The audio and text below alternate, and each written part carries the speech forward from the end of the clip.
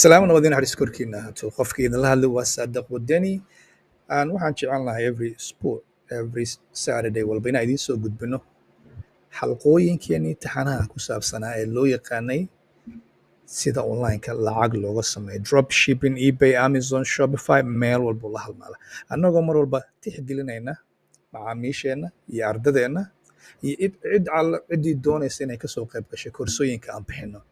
Wahagaag ciwaanka kan waxaa maanta ku xusnay waxa loo yaqaano sidee CJ dropshipping lacag looga sameeyo.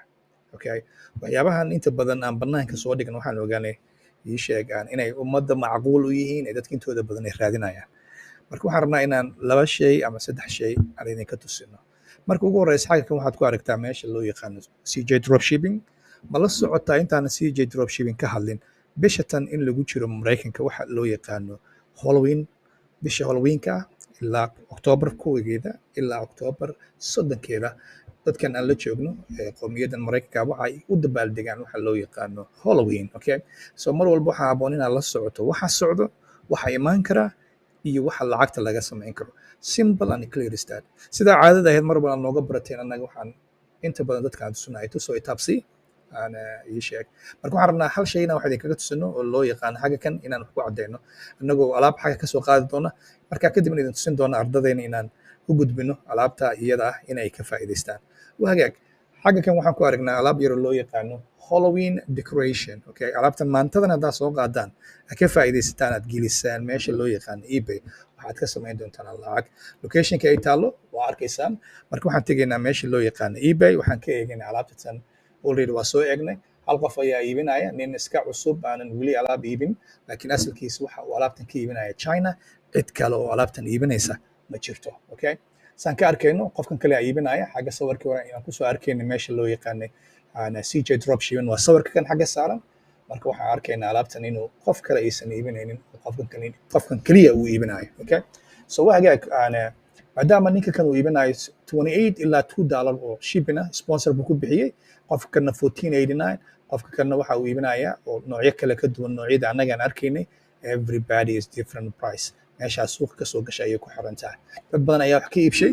Marka sidaa laaligeed waxay noqonaysaa annaga alaabta tan inaan ardadeen u gudbino ciwaankan soo qaadaynaa waxaan tegaynaa groupkeenii oo ardada saacada ka arkaysaan groupkan waxaa la yidhahdaa Wadani leadka aan maalin walba siino sida ciwaanada xagga ku xusan this is all about leadka annaga aan bixino.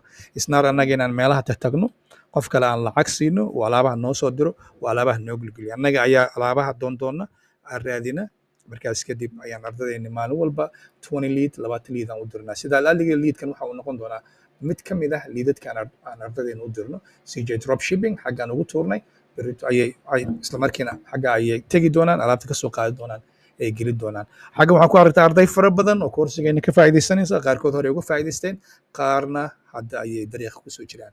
waa Wadani asxaabtiisu idin leh walaalayaal intuu xooga shaqeyn lahaa aqliga ha shaqeeyo mar walbana waxaan isku daynaa inaan idiin soo gudbino waxyaabo wax ku ool ah oo ummadda ay ka faa'iido. Koorsiga iyaga haddaad u baahato fadlan nala soo xiriir biogeena tag profilkeena tag ama ii sheeg nambardeennii whatsappka iyo meelaha la halmaal ama fariin oo dhaaf tiktok maxaa la dhahaa tiktokgeena pageka insha allahu tacaala haddaad jeceshihiin inaad koorsigan kasoo qayb gashaan wuxuu idiin horsoodi doonaa horumar aad jeclaan doontaan. sidaa laaligeed waxaan idinkaga tegaynaa sida caadadan ahayd annaga iyo groupkeena Wadani group intuu xooga shaqeyn lahaa walaalayaal aqliga ha shaqeeyo maalinta idiin wacnaato.